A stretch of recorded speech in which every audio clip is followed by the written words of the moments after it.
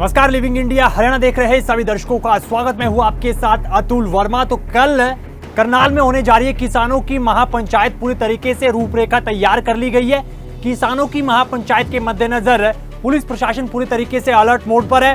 धारा 144 करनाल में लागू कर दी गई है। इसके साथ ही कई रूटों पर सख्ती का पहरा यहाँ पर पुलिस की ओर से नजर आ रहा है। रूट डाइवर्ट भी बहुत सारे किए गए, रूट ब्लॉक भी बहुत सारे किए गए। लेकिन इस बीच एक बड़ी खबर से आपको रूबरू करवाते हैं, सीधा लेकर चलते हैं करनाल, जहां पर आपको बता दें कि आज रात 12 बजे से इंटरनेट सेवाएं बंद कर दी जाएंगी। जी हां, बड़ी खबर से आपको रूबरू करवा रहे हैं। करनाल में आज रात 12 बजे से इंटरनेट सेवाएं बाधित रहेंगी। किसानों की महापंचायत के मद्देनजर ये बड़ा फैसला प्रशासन की ओर से लिया गया है। साथ ही धारा 144 भी लागू कर दी गई है। तो आप देख सकते हैं कि किस तरीके से किसानों की महापंचायत के मद्देनजर पुलिस प्रशासन पूरी तरीके से अलर्ट मोड में है। पूरी तरीके से सख्ती बरती जा रही है। ढिलाई के मूड में बिल्कुल भी नजर नहीं आ रहा है यहाँ पर करनाल पुलिस प्रशासन।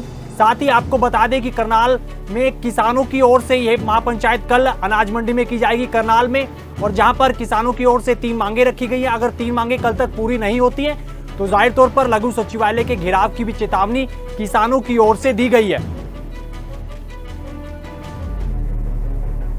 तो चलिए अब आपको लेकर चलते हैं सीधा करनाल, जहां पर करनाल के डीसी प्रेस कॉन्फ्रेंस कर रहे हैं, पूरी जानकारी दे रहे हैं। करनाल में इंटरनेट सेवाएं बंद रहने वाली हैं और क्या कुछ सख्ती यहां पर लगाई जा रही है, क्या कुछ यहां पर करनाल पुलिस प्रशासन की ओर से किया जा रहा है, चलिए आपको सुनाते हैं। किसान संगठनों के द्वारा करनाल नई अनाज मंडी में एक प्रोटेस्ट का कॉल है, एक महापंचायत बुलाई गई है और उसमें आज हमने इस संदर्भ में जो इनके मुख्य नेतागण थे उनसे बैठक की थी। उसमें इनकी तरफ से जो मांगे थी उस पर भी चर्चा हुई है और सरकार का जो स्टैंड था वो भी हमने इन पे बताया है। इनकी मुख्य मांगे ये थी कि जो लोग हैं जिनको 28 अगस्त को बस्ताडा टोल प्लाजा पे जो लाठीचार्ज हुआ था कानून तोड़ने की एवज में, हाईवे जाम करने की एवज में, उस लाठीचार्ज के जो घायल हैं उनको मुआवजा दिया जाए और एक किसान जिसकी ये कह रहे हैं कि अगले दिन हार्ट अटैक से मौत हो गई उसको भी मुआवजा मिले। इस संदर्भ में हमने उनको स्पष्ट बताया है कि ये सारे लोग जो है लॉ वायलेटर्स हैं, उन्होंने कानून तोड़ा है, हाईवे जाम किया है, तो किसी भी सूरत में मुआवजे के हकदार नहीं हैं। दूसरा इनका कहना था कि जो अधिकारी कर्मचारी हैं जिन्होंने लाठीचार्ज किया उनके खिलाफ सरकार कार्रवाई करे, तो वो भी हमने इनको स्पष्ट किया, क्योंकि चूँकि स्वाभाविक सी बात है कि इन्होंने कानून तोड़ा, हाईवे जाम किया और हाईवे खुलवाने के लिए जो है मिनिमम बल प्रयोग जितना चाहिए था उतना किया है। तो इस प्रकार से इनकी कोई भी जो मांग है वो जस्टिफाइड नहीं है और इसीलिए हमने जब इनसे कन्वे किया तो इन्होंने अंत में इनका फैसला आया कि ये अपनी महापंचायत करेंगे। इस सिलसिले में मैं किसानों से जितने भी लोग यहाँ इकट्ठे होंगे उनसे आग्रह करूँगा, एक तो शांति व्यवस्था जरूर बना के रखें, जितनी भी गैदरिंग हो।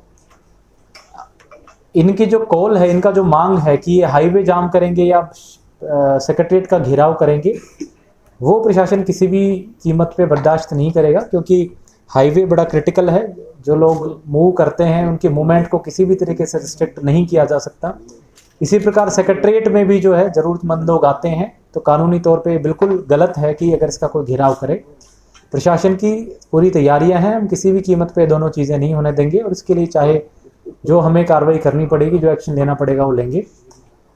लेकिन फिर भी किसान नेताओं से हमारी बात हुई है, मैं आगे उनसे आगे भी अपील करूंगा कि बातचीत, क्योंकि जो कोई भी इनकी समस्या उसका हल बातचीत से ही निकलना है, तो प्रशासन हमेशा बातचीत के लिए तैयार है। इनकी जो भी मांगे हैं, जायज़ मांगे हैं, वो हमारे सामने रखें और मुझे नहीं लगता इसमें कोई दिक्कत है। जो भी चीज़ जायज़ है, लीगल है, हमने इनको बताया है कि वो हम इनके लिए करने को तैयार हैं।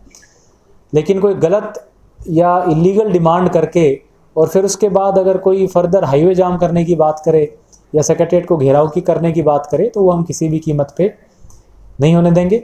साथ में जो ट्रैवल एडवाइजरी, क्योंकि एक चांस है हाईवे, क्योंकि जो कोई भी इनकी समस्या उसका हल बातचीत से ही निकलना है, तो प्रशासन हमेशा बातचीत के लिए तैयार है। इनकी जो भी मांगे हैं, जायज़ मांगे हैं, वो हमारे सामने रखें और मुझे नहीं लगता इसमें कोई दिक्कत है। जो भी चीज़ जायज़ है, लीगल है, हमने इनको बताया है कि वो हम इनके लिए करने को तैयार हैं।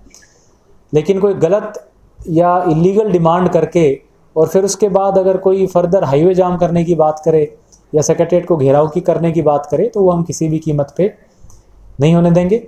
साथ में जो ट्रैवल एडवाइजरी, क्योंकि एक चांस है हाईवे को उसकी व्यवस्था बहाल करने के लिए फोर्स भी डिप्लॉयड रहेगी हाईवे पे, तो एक हमने ट्रैवल एडवाइजरी जारी की है। मैं लोगों से अपील करना चाहूँगा कि कल के दिन अगर ज़रूरी ना हो, गैर ज़रूरी कार्य के लिए जो नेशनल हाईवे 44 है उसमें विशेष रूप से करनाल की सीमा में ट्रैवल करने से बचें। और अगर फिर भी किसी को ज़रूरत पड़ती है ट्रैवल करने के लिए, तो हमने एडवाइजरी में विस्तृत रूप से आज, जो कि लगभग सभी प्रिंट मीडिया के न्यूज़पेपर्स में भी छपा है, कल सोशल मीडिया पे भी हमने जारी किया था, तो हमने ऑल्टरनेटिव रूट्स प्लान करके बताए हैं। उन ऑल्टरनेटिव रूट्स को लें ताकि हाईवे पे इन केस आवाजाही किसी वजह से बाधित होती है तो लोगों को दिक्कतें ना आएँ। साथ ही मैं शहर वासियों से भी आग्रह करूंगा, करनाल के जिला के रहने वाले लोग हैं, किसी भी तरीके से किसी को भी डरने की या परेशान होने की आवश्यकता नहीं है। प्रशासन की ये पूरी तरह से मुस्तैद है और हमारी पूरा प्रयास रहेगा कि किसी भी तरह की जो कोई इलीगल घटना है उसको हम बिल्कुल नहीं होने देंगे और उसको सख्ती से निपटेंगे। तो रैपिड एक्शन फोर्स और बीएसएफ बुला लेंगे। धारा 144 हमने कल के लिए लगाई है। इसमें जो भी 5 या 5 से अधिक लोग जो कानून तोड़ने की इच्छा से इकट्ठे होंगे या कोई वेपन जैसे लाठी भाला वगैरह लेकर के इकट्ठा होंगे, उनके गैदरिंग पे प्रतिबंध है और अगर इस तरीके से कोई करता है तो उसके खिलाफ कानूनी कार्रवाई रैपिड एक्शन फोर्स और बीएसएफ बुला ली गई है। बिल्कुल, चाहे लाइसेंस्ड हों या गैर लाइसेंस्ड हों, अगर 5 या 5 से ज़्यादा लोग इकट्ठे होते हैं तो उनको उसको कल के लिए प्रतिबंधित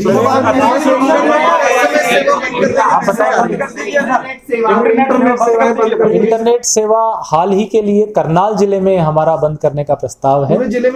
पूरे जिले में, क्योंकि कई बार हमने देखा है कि जो असामाजिक तत्व हैं वो रूमर्स फैलाते हैं। रूमर्स के ज़रिए जो है कई बार लोगों की भावनाएं आहत होती हैं या उनको जो है अननेसेसरी मोबिलाइज करने की कोशिश की जाती है, तो वो चीज़ ना हो इस सिलसिले में हमने मैसेज आ चुके हैं 12:30 से बंद होगी, आज रात से ही बंद होगी। मैसेज आने शुरू हो चुके हैं कि 12:30 से कल 24 घंटे के लिए बंद रहेंगे। जी, क्या पैरामिलिट्री फोर्स बोला है सर? बिल्कुल, जो प्रशासन की पूरी तैयारी है, जिसमें हमारी पुलिस है, बाहर जिलों की भी पुलिस है, पैरामिलिट्री फोर्स भी है, राइट। बिल्कुल, जो प्रशासन की पूरी तैयारी है, जिसमें हमारी पुलिस है, बाहर जिलों की भी पुलिस है, पैरामिलिट्री फोर्स भी है, राइट कंट्रोल फोर्स वगैरह, जो भी हमारी तैयारी के लिए जितनी हमें पुलिस बल की आवश्यकता है वो संपूर्ण। सर, जिला सचिवालय के आसपास बैंक हैं, प्राइवेट ऑफिस हैं, उनके लिए क्या निर्देश है? क्योंकि सभी लोगों के फोन आ रहे हैं कि प्राइवेट ऑफिस सभी एससीओ से बंद रखें, शोरूम बंद रखें। देखिए, किसी को भी परेशान होने की आवश्यकता नहीं है। जैसे मैंने कहा, नेशनल हाईवे भी चालू रखा जाएगा और सेक्रेटरीट की का जो कार्य है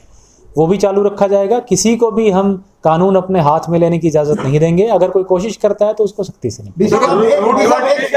आप कुछ एक बार एसपी साहब एक बार ब्रीफिंग एक सेकंड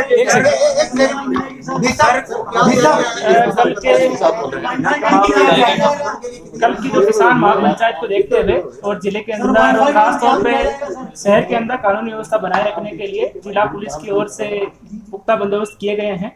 करनाल शहर, इसमें करनाल जिले की पुलिस भी लगाई गई है और बाहर के जिलों से भी पुलिस मुख्यालय की ओर से पुलिस फोर्स भेजी गई है। टोटल 40 कंपनियां हमने इसमें टोटल डिप्लॉय की है, जिसमें 10 कंपनियां हमने सीएपीएफ, जिसमें आरपीएफ, सीआरपीएफ, बीएसएफ की कंपनियां शामिल है, वो हमने डिप्लॉय की है। साथ ही 5 एसपी रैंक ऑफिसर्स और 25 के आसपास डीएसपी रैंक ऑफिसर्स भी जिले के अलावा यहाँ पर लगाए गए हैं। इसके अलावा भी पर्याप्त मात्रा में वाटर कैनन, वज्रा और ड्रोन, वीडियोग्राफर इत्यादि का इंतजाम किया गया है, ताकि किसी भी प्रकार से यदि कोई भी कानूनी व्यवस्था की स्थिति को भंग करता है तो उसे सख्ती से निपटा जा सके। सर, डिटेक्ट भी किया जाएगा कुछ लोगों को? देखिए, लॉ एंड ऑर्डर में लगातार सिचुएशन चेंज होती रहती है, तो जिला पुलिस को या जो भी फोर्स वहाँ पर डिप्लॉय रहेगी उसको मौके के हिसाब से या परिस्थिति के हिसाब से जो भी कानूनी कार्रवाई उचित लगेगी वो कार्रवाई। मैं आपको साथ ही अभी रिसेंटली हमें एक सिविल कोर्ट से भी एक ऑर्डर प्राप्त हुआ है, जिसमें डीसी, एसपी और 6 प्राइवेट रेस्पोंडेंट पार्टीज थे। किसी ने सिविल सूट माननीय न्यायालय में दायर किया था। माननीय न्यायालय ने आज इसमें यह आदेश पारित किया है कि जो डिफेंडेंट नंबर 3 से लेकर के 8, जिसमें भारतीय किसान यूनियन के चडूनी ग्रुप के गुरनाम सिंह चडूनी, डिस्ट्रिक्ट प्रेसिडेंट अजय राणा, साथ ही मान group, master Kehar Singh group, अन्नदाता किसान यूनियन और गन्ना संघर्ष समिति के जो प्रेसिडेंट हैं, उनको उसमें पार्टी बना रखा था। तो उसमें माननीय न्यायालय ने यह आदेश दिया है कि जो रेस्पोंडेंट नंबर 3 से जो 8 हैं वो किसी भी प्रकार से नेशनल हाईवे, स्टेट हाईवे में बाधा नहीं पहुंचाएंगे। साथ ही ना ही किसी प्रकार से गवर्नमेंट या जो पब्लिक बिल्डिंग्स हैं उनकी फंक्शनिंग में किसी प्रकार से बाधा पहुंचाएंगे। उन्होंने माननीय न्यायालय ने उनको रेस्ट्रेन किया है और साथ ही जो डिफेंडेंट नंबर 1 और 2 है, डीसीओ एंड एसपी, उनको ये आदेश किया है कि यदि वो पीसफुल प्रोटेस्ट करना चाहें तो उसके लिए कोई एक जगह ईयरमार्क कर दे जहां पर वो अपना पीसफुल प्रोटेस्ट कर। सर कल को जिस तरह से पिछले दिनों बीजेपी की मीटिंग थी उस तरह के सभी रास्ते सील किए गए थे कैथल रोड का। न्यायालय से भी एक आदेश आया है जिसमें ये कहा गया है कि अगर प्रोटेस्टर्स को धरना साइट की कोई आवश्यकता है तो वो अपनी रिक्वेस्ट कर सकते हैं और प्रशासन उनको पीसफुल धरने के लिए जगह दे सकता है। के लिए अप्लाई किया सर? तो इस तरह की अभी तक बात सामने नहीं आई है। अगर उनकी तरफ से कोई बात आती है तो न्यायालय के आदेश अनुसार उस पर विचार किया जाएगा। किसान नेता के साथ मैं मीडिया साथियों से भी आग्रह करूंगा क्योंकि लॉ एंड ऑर्डर की सिचुएशन है, व्यवस्था है और काफ़ी डेलिकेट सिचुएशंस होती हैं। ऐसे में जिम्मेदारी पूर्वक रिपोर्टिंग मीडिया के तरफ से हो, चाहे वो प्रिंट मीडिया हो, इलेक्ट्रॉनिक मीडिया हो, सोशल मीडिया हो, क्योंकि ये जो मामले इतने डेलिकेट होते हैं कि एक भी फॉल्स न्यूज़ या रूमर्स जो है वो सारी सिचुएशन को ख़राब कर सकते हैं। इसलिए मीडिया के आज करनाल के सभी रेस्पॉन्सिबल साथी यहाँ पे आए हुए हैं। मेरा आप सबसे आग्रह रहेगा कि कोई भी रूमर्स ना चलाएं और लाइव कवरेज के चक्कर में कई बार हम जो है इस तरह की इन्फॉर्मेशन लोगों में देते हैं जिससे लोगों की भावनाएं आहत हो सकती हैं।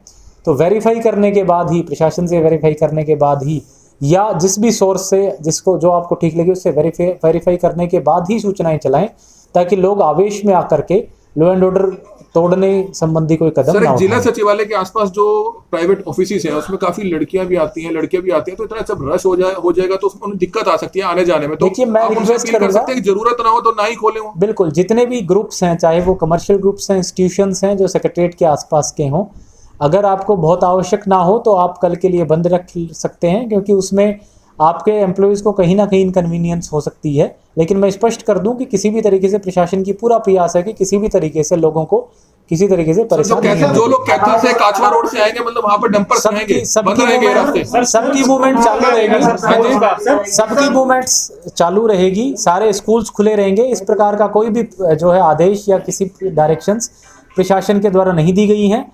अगर समय रहते आगे कुछ इस तरह की डायरेक्शंस आती हैं तो हम जो हमारा पब्लिक रिलेशंस डिपार्टमेंट है उसके थ्रू समुचित रूप से प्रेस नोट सभी मीडिया के साथियों को दिलवाएंगे और प्रशासन के जो सोशल मीडिया साइट्स और जो ट्विटर और फेसबुक अकाउंट्स है वहां पे सर किसानों की मांगों में से एक मांग ली गई है उनकी पत्नी को नौकरी देने की। प्रशासन से मीटिंग के बाद गुरनाम सिंह चड्डूनी ने बोला है कि अगर उनको आगे नहीं आने दिया गया तो वो बैरिकेडिंग तोड़ के आगे आएंगे। कोई भी कानून तोड़ेगा तो उस पे उसको कानून को सख्त तोड़ने वाले को सख्ती से नोटिस। डाइवर्ट किए गए जो इमरजेंसी व्हीकल एम्बुलेंस है उनको कहां से क्या भेजा जाएगा या उनके लिए खुले रहेंगे सब लोग?